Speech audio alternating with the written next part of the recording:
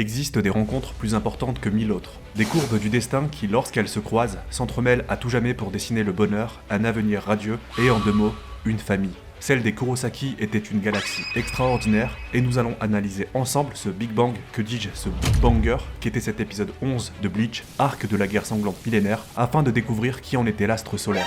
Ishin, capitaine Shinigami, descendant d'un illustre clan noble aussi vieux que le monde, incarne la lune, la nuit, le noir et la mort. Masaki, dernière survivante d'une famille Quincy de sang pur, incarne le soleil, le jour, le blanc et la vie. Et ce holo mystérieux, contradictoire, unique de par sa nature, normalement blanc mais recouvert de noir, ayant pour cœur un trou béant mais en possédant quand même un, sera l'incarnation de l'entre-deux, à savoir la pluie, ce qu'il fallait pour relier ces mondes censés se rejeter. Et il réussira malgré lui à réaliser le vœu le plus cher d'Orihime, issu de son poème présent dès le tome 3. Les plus beaux paysages naturels ont pour star le soleil, la lune ou la pluie, et cet épisode avait pour vedette les 3. Si tu aimes mon contenu et ce genre de review, tu as 2 moyens très simples et pourtant super efficaces de me le faire savoir. En déposant ton pouce bleu, en t'abonnant avec la cloche et c'est très important pour ne rien manquer, et en commentant. Si tu le peux et le souhaites, tu peux également me soutenir plus concrètement via YouTube ou Tipeee. De nombreuses contreparties existent et l'argent c'est pas que le nerf de la guerre, c'est aussi celui de la création de contenu sur internet. Je te remercie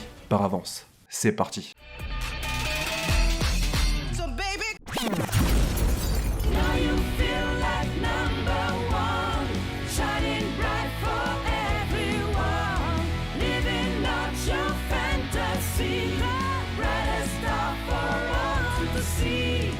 Vous connaissez la coutume, on va commencer avec un petit mot sur le passing. Cet épisode numéro 11 adapte 6 chapitres du 528 jusqu'au 532 entièrement, ainsi que quelques pages du 533. Et le titre de l'épisode est Everything But the Rain, le nom du tome 60 et des chapitres 528 jusqu'au 537, avec à chaque fois une extension. Un nom évident tant la pluie est omniprésente, elle est le bruit de fond de tout l'épisode, sera aussi celui de cette review, et elle porte une symbolique forte au sein de Bleach depuis le tout premier flashback sur le décès de Masaki, en passant par le poème du tome 3 et les monologues de Zangetsu à l'intérieur du monde d'Ichigo, sur lequel nous reviendrons ultérieurement. On retourne dans le Reiyukyu, c'est-à-dire la dimension royale, avec Uetsu qui continue d'expliquer pourquoi Ichigo a échoué à son entraînement. En gros, pour faire clair, c'est parce que Ichigo n'a pas d'Azoshi. Et tous les Shinigami depuis le début de l'histoire de Soul Society, donc ça se compte en millions d'années, en ont tous reçu un, y compris Zaraki Kenpachi, qui l'a volé sur un Shinigami mort. D'ailleurs, détail intéressant, mais qui peut s'expliquer très facilement, le Zanpakuto que Zaraki a ramassé n'avait pas encore la forme qu'on lui connaît, à savoir l'âme érodée, émoussée, et la garde un petit peu particulière et arrondie, avec des stries. C'était un Zanpakuto classique. Pourquoi ? Eh bien, tout simplement parce que Zaraki a infusé une partie de son âme, un morceau de son âme, et ça l'a personnalisé. C'est devenu le Zanpakuto de Zaraki, c'est parfaitement logique. Et là, le grand mystère qui se pose, c'est que c'est vrai, Ichigo Kurosaki n'a jamais reçu de Zanpakuto. Je veux dire, il n'a jamais reçu d'Azoshi de la main de l'académie de Soul Society, ou bien de Uetsu, etc. Comment il a eu son premier Zanpakuto ? C'est Rukia qui l'a transpercé et qui a effectué un transfert de pouvoir. Et pouf, il y avait un immense Zanpakuto. Ensuite, il a perdu ses pouvoirs de Shinigami et rebelote dans l'entraînement avec Kisuke Urahara. Il est ressorti du trou avec un tout nouveau Zanpakuto, cette fois-ci le sien, qu'il a nommé Zangetsu. Et là, il n'a plus vraiment de Zanpakuto puisque son Bankai a été brisé, totalement brisé même en 1000 morceaux. Et peut-être qu'il est temps de recevoir son véritable Azoshi, son véritable Zanpakuto. Quelle forme celui-ci va-t-il prendre ? Ça va être la grande question à laquelle il faudra répondre au cours des 2 prochains épisodes et vous allez voir, ça va être excellent car ça permettra de faire la lumière sur le passé, sur des éléments troubles de tout Bleach. Ça va rajouter du lore sur le fonctionnement des Shinigami, des Zanpakuto, sur le passé d'Ichigo, sur des personnages sous-exploités comme Ishin Kurosaki. Ça va être excellent, on va bien manger comme d'habitude. Et ça prouve une fois de plus que l'écriture de Tite-Kubo est très maîtrisée, malgré qu'elle soit parfois méprisée sur le très long terme. Je ne vais pas m'attarder sur les séquences avec Ikumi, c'est pas très intéressant, même si c'était sympathique à voir. Ça fait toujours plaisir de voir un ancien personnage conserver son rôle et constater aussi qu'elle a effectivement le rôle d'une grande sœur pour Ichigo, lui qui n'en a jamais eu car ça a toujours été le grand frère de la famille. Et rappelez-vous d'ailleurs que durant l'arc Fullbringer, il avait fait la même chose. Lorsqu'il avait voulu fuir de chez lui suite aux manigances de Tsukishima, eh bien il avait fui chez Ikumi à nouveau. et la rebelote. Par contre, ne faites pas comme Ichigo Kurosaki, il a oublié son badge de Shinigami remplaçant, c'est un badge très important, très stylé, iconique de l'univers de Bleach, et vous le savez peut-être déjà si vous me suivez, mais sur la chaîne Farem, nous avons créé les nôtres. Sur ma boutique Vinted qui est en description, tu peux te procurer plusieurs modèles existants, avec des modèles dorés, cuivrés, fidèles au manga, noirs et dorés, etc. Donc si t'es intéressé et si tu veux avoir ton propre badge de Shinigami, tu sais ce qu'il te reste à faire, le lien est dans la description. Ça permet de soutenir le créateur que je suis, créateur de vidéos et créateur d'objets. D'ailleurs, ce badge est fait en partenariat avec mon ami Shigeru, et ça permet également de te faire plaisir, car tu repars avec un bel objet, fait en résine, peint à la main et laqué. On peut reprendre. Cela dit, il existe un symbole intéressant à analyser, le fait qu'il oublie son badge de Shinigami chez elle montre qu'il n'a plus confiance en lui et qu'il est sur le point d'abandonner sa facette Shinigami. Va-t-il réellement abandonner la dimension Shinigami de sa personnalité et de son pouvoir, comme l'a laissé sous-entendre Uetsu, ou va-t-il reculer pour mieux avancer? Le mystère reste encore entier.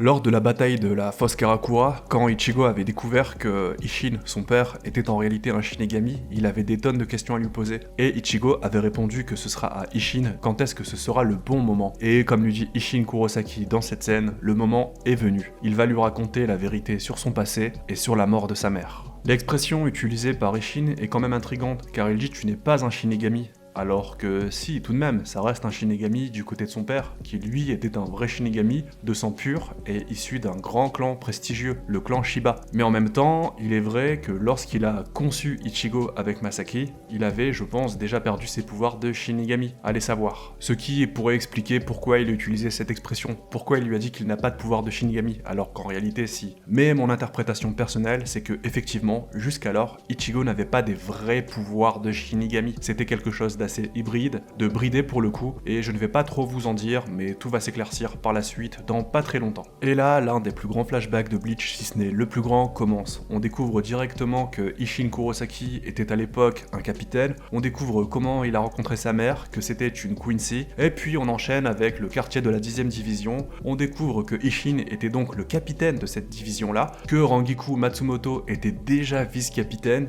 et que le 3e siège c'était Hitsugaya. Ça veut dire que Hitsugaya a glow up très fortement, il est passé de la 3e place au rang de capitaine directement, et d'ailleurs il y aura une vanne sur le sujet par rapport à Matsumoto. Mais la plus grosse révélation, en tout cas l'affirmation définitive, car il y avait déjà de nombreux indices et ça avait été sous-entendu de très nombreuses fois, c'est que le nom de famille de Isshin c'était Shiba et pas Kurosaki. Et ça fait le lien avec une très ancienne scène ayant eu lieu durant l'arc Arrancar, le tout début, juste après l'arc de Soul Society, lorsque Isshin Kurosaki, après avoir vaincu Grand Fisher, va rendre visite à Ryuken, le père de Ichida. Ryuken l'appellera Kurosaki, et Isshin sera surpris et lui dira qu'il ne l'appelle jamais comme ça, et c'est parfaitement logique, car Kurosaki n'est pas le vrai nom de Isshin, c'est un nom qu'il a utilisé ensuite, j'imagine pour mieux se cacher de Soul Society, et aussi pour se définir une nouvelle identité détachée de son rang de Shinigami d'avant. Et comme quoi, l'écriture de Kubo sur le très long terme tient quand même vachement la route. Puis vint le moment du rapport sur les décès mystérieux des Shinigami. Isshin comprend immédiatement que ces morts accidentelles ne le sont pas véritablement, et il prit la décision directement de se rendre sur les lieux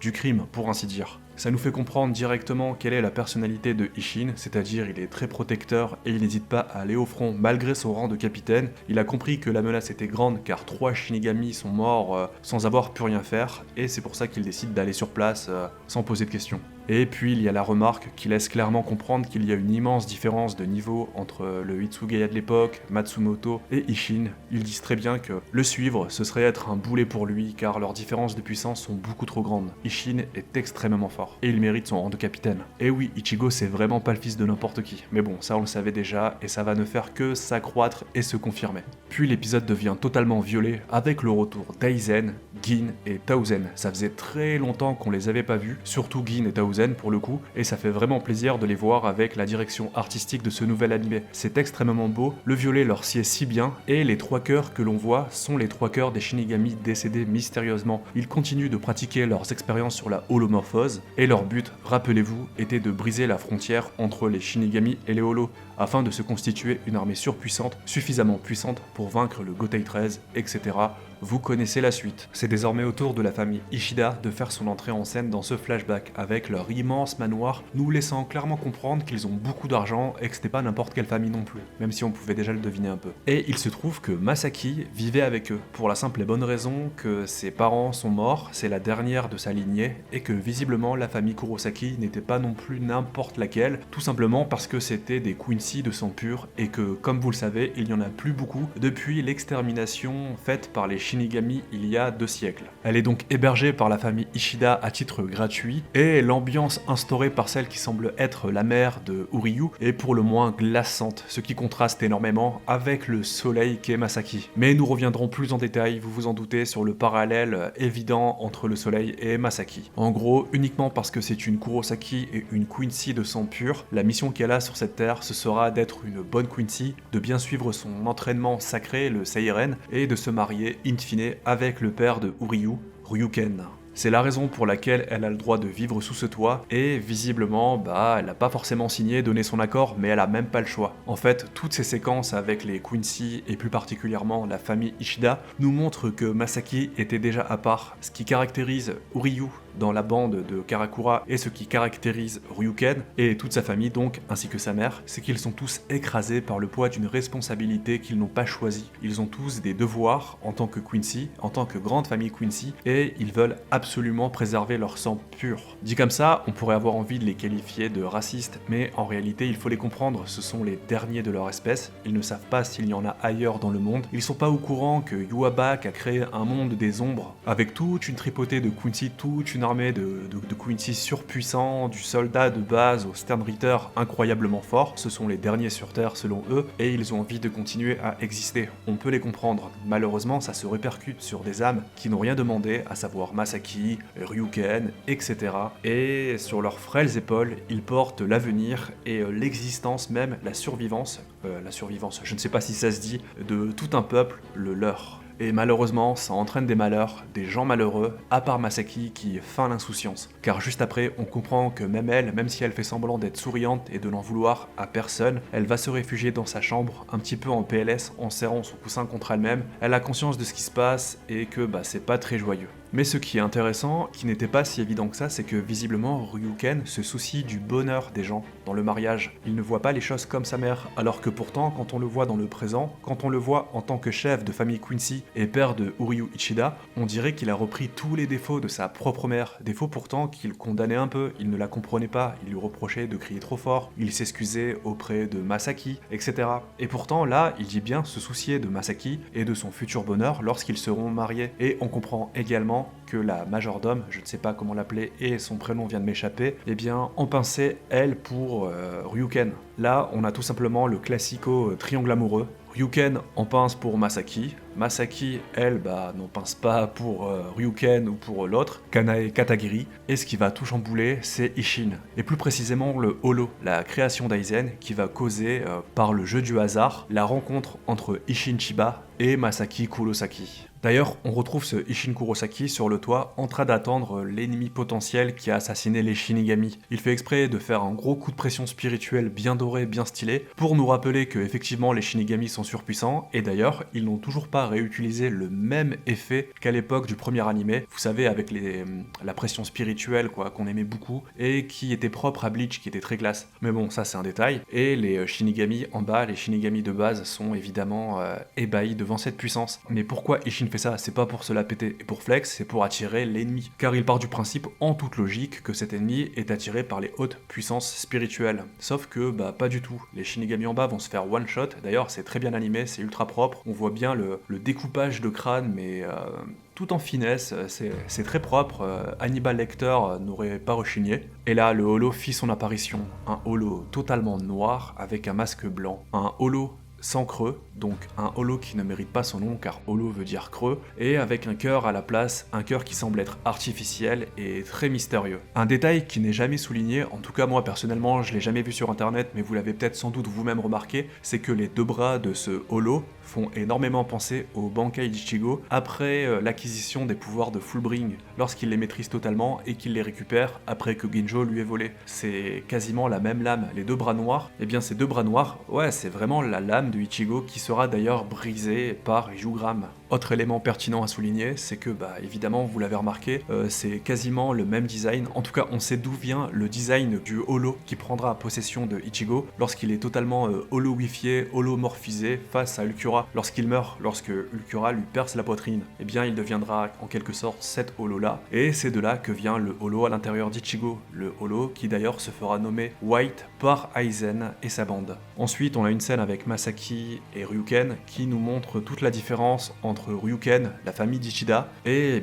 Masaki et sa mentalité. Ichigo en a totalement hérité, et c'est la rencontre de la volonté du Shinigami Ishin qui veut protéger les autres, et la volonté de protéger les gens en danger de Masaki, qui va donner naissance à Ichigo. C'est pour ça qu'il incarne tellement cette envie de protéger. Il est lui-même le fruit de deux individus exceptionnels, altruistes, qui sont extrêmement forts, qui représentent deux côtés de la même pièce, à savoir les Shinigami et les Quincy, et les deux en fait sont habités par l'instinct de protection, par l'envie de protéger les plus faibles et les gens qui en ont besoin. Sinon, ils ne pourront pas se le pardonner. C'est ce qui les définit en fait. Et Ichigo est totalement le fruit de cela, sans oublier évidemment le traumatisme qu'il a vécu avec la perte de sa mère qui va renforcer, qui va décupler encore plus tout ça. Comme le souligne Ishin, le holo qu'il est en train d'affronter se bat comme un Shinigami, mais ressemble à un holo. Et c'est normal, il est le fruit des expériences d'Aizen. C'est l'amalgame de l'âme des trois Shinigami qu'ils ont éliminés, mélangé avec un holo apparemment, ou en tout cas les trois ont été holomorphisés, mais ce n'est pas un Vastolord contrairement à son apparence, et je sais qu'on a tous appelé la forme d'Ichigo ressemblante Vastolord,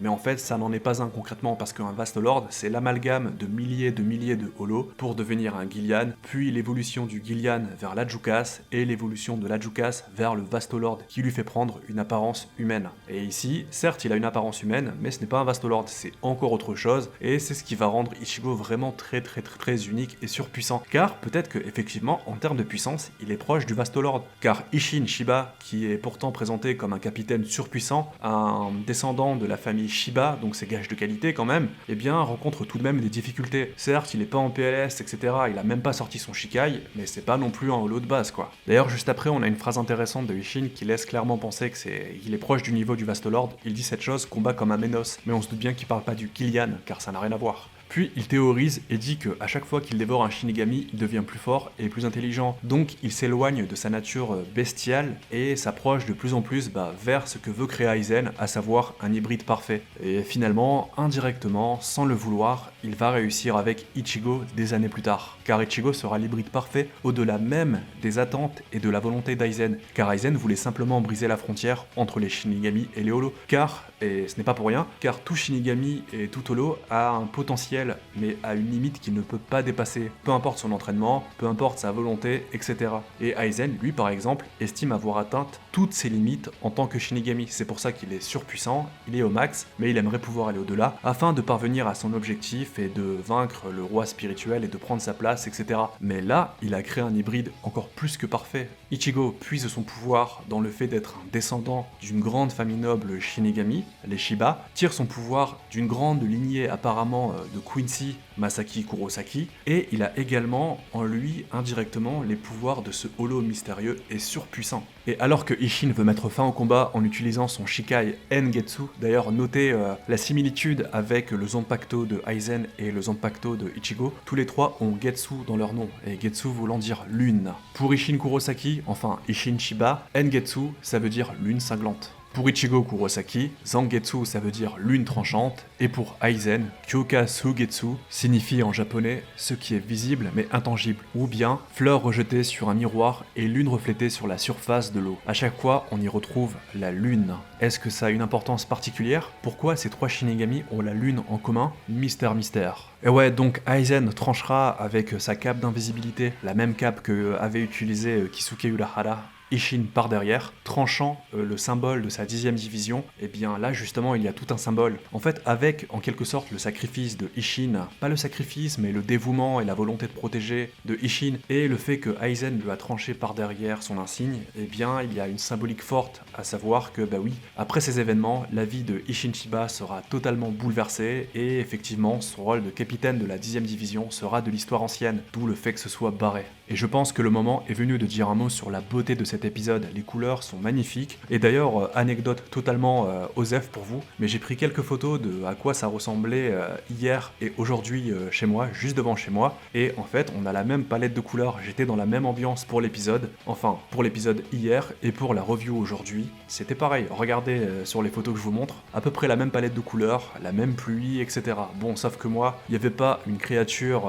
affreusement effrayante dans le ciel. Il n'y avait pas un Shinigami trop stylé et gentil. Et il n'y avait pas Masaki, une Quincy incroyable pour me protéger non plus. Mais bon, voilà, j'avais envie de vous en parler. Et donc oui, l'épisode est magnifique, mais vraiment, les lumières sont incroyables. On est encore au-delà de ce qu'on avait au début de cette saison. Ils ont réussi à se surpasser. Le fait qu'il pleuve tout le temps, eh bien, ça rajoute un cachet particulier. Le fait que ça se passe la nuit aussi dans la ville de Karakura, il y a un énorme glow-up avec l'ancien animé. Autant je peux comprendre parfois que l'on préfère le style de l'ancien animé car plus simple, et pas plus cartoon, mais ouais, plus simple, voilà. Plus lisse, plus coloré, mais en vrai, il n'y a qu'à comparer une capture d'écran de l'ancien animé de Karakura la nuit et n'importe quelle capture d'écran de cet épisode, et il n'y a pas photo. On est vraiment sur un animé next-gen, quoi. C'est comme pour les jeux vidéo, on est un cran au-dessus. C'est magnifique, c'est super beau, c'est très bien animé, les couleurs sont parfaites, bref, je n'ai rien à redire, et surtout, la fidélité au manga est extraordinaire. Car certains mangas, c'est facile d'en faire un bel animé, car les personnages dans le manga en question sont pas si bien dessinés, sont pas si jolis. Sauf que Tite Kubo, lui, en fait, le manga est déjà irréprochable. Les visages sont toujours magnifiques, les doubles pages sont extraordinaires, on ressent bien l'action, c'est parfaitement bien découpé. En plus, le fait que souvent il y ait des fonds blancs pour les scènes d'action, etc., eh bien ça rend la chose extrêmement lisible et dynamique. Donc c'est pas évident de sublimer quelque chose qui est déjà sublime, c'est ça que je voulais dire. Et malgré tout, eh bien, ils ont réussi avec cet animé. Mais il y a quand même des défauts, et nous allons en parler un peu plus loin, et peut-être que vous me voyez venir, ça concerne tous les éléments manquants propres au manga, toutes les informations et les scènes en moins. Et là, Masaki intervient enfin pour sauver Ishin qui allait se prendre un holo dévastateur à bout portant. On a Aizen, Kaname et Gin qui assistent à la scène. Aizen est fasciné, j'adore cette expression qu'il a. Tauzen s'apprête à l'assassiner. D'ailleurs, vous imaginez le changement que ça aurait eu sur le scénario. Heureusement qu'Aizen lui a dit bouge pas et regardons ce qui va se passer. Un petit peu comme nous d'ailleurs, chaque semaine devant les épisodes. C'est inimaginable.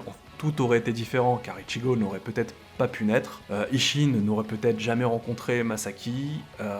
Ça aurait été le bordel. D'ailleurs, peut-être que derrière Ishin aurait remarqué Aizen et sa bande. Ça aurait été le sbeul, vraiment. Et là, Masaki, voyant qu'elle n'arrive pas à le toucher, va faire quelque chose qu'a déjà fait Rukia au tout début de Bleach lorsqu'elle laisse Grand Fisher la mordre pour protéger Ichigo et sa famille. Et ensuite, lorsque Orihime se laisse mordre par son propre grand frère transformé en holo. Elle fera la même chose, elle acceptera de se prendre de graves blessures pour vaincre son ennemi. Ce geste mêlant sacrifice, volonté de protéger et un courage incroyable aura un impact démesuré sur la suite de l'histoire, comme toutes les séquences de cet épisode et des deux prochains. Tout ce qu'on voit là, chaque dialogue, chaque scène d'action, tout ça, ce seront les fondations de Bleach, comment Ichigo est né, pourquoi il est qui il est, pourquoi ça s'est passé ainsi. C'est vraiment des épisodes extrêmement importants et fondateurs. Sauf que manque de peau, le holo va entrer en mode autodestruction, Ishin va s'en apercevoir et va, à son tour, vouloir protéger à tout prix celle qui l'a protégée juste avant, quitte à se sacrifier et à prendre des dégâts colossaux. Et c'est ainsi, par la volonté de protéger autrui,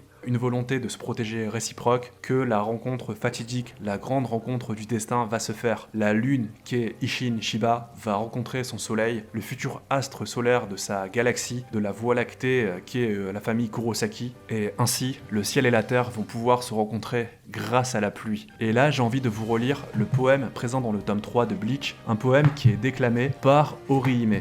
Orihime qui d'ailleurs a déjà été comparé au soleil par Ulkura et Aizen. Tome 3 d'ailleurs qui s'appelle Memories in the Rain, vous voyez le parallèle. Ce poème nous dit « Si j'étais la pluie, pourrais-je toucher le cœur de quelqu'un à l'image de la pluie qui réussit à réunir le ciel et la terre éternellement distants ?»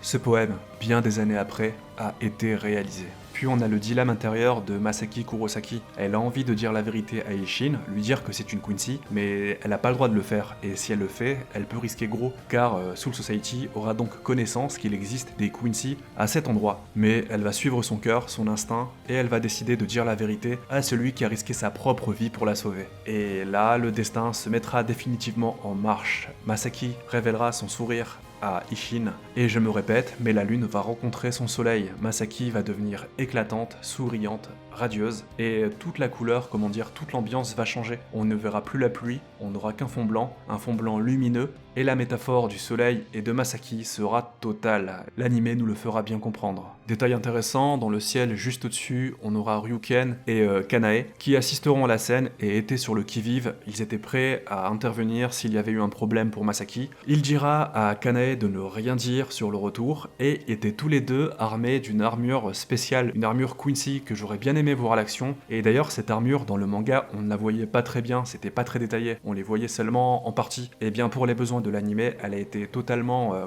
totalement définie et dessinée par Tite-Kubo en personne pour que les équipes du studio puissent faire cette scène correctement. Et une fois n'est pas coutume, il fallait rester jusqu'à la toute fin, même après le générique. Et pas que pour le poème cette fois-ci. On a une scène faisant énormément penser à la scène de Ichigo sous la pluie à Soul Society lorsque Byakuya lui demande de protéger Soul Society. Et bien on a la même scène avec Uryu Ichida sous la pluie, le poing serré, l'air totalement abattu, comme si qu'il était en train de sombrer dans le côté obscur, avec Jugram, le bras droit de Yuabak, pas très loin de lui. Alors ma théorie personnelle, car cette scène n'est pas dans le manga, ma théorie personnelle c'est que à ce moment-là, lui aussi a appris de grandes vérités, des vérités qui vont le bousculer, qui vont lui faire prendre des décisions drastiques, et c'est ce que nous allons voir dans l'épisode suivant, donc je ne vous en dis pas plus, et on va passer tout de suite à la suite. Et la suite, c'est le poème de fin, un poème qui est enfin complet. Vous vous rappelez peut-être, à la fin de l'épisode précédent, on avait eu la partie uniquement de Masaki, et bien cette fois-ci, on a le poème complet, sauf que cette fois-ci, elle est dictée par Ishin, et c'est le poème du tome 60 que je vous avais déjà lu la semaine passée. Et j'ai enfin complété mon interprétation de ce poème. Innocent, tu es comme un soleil.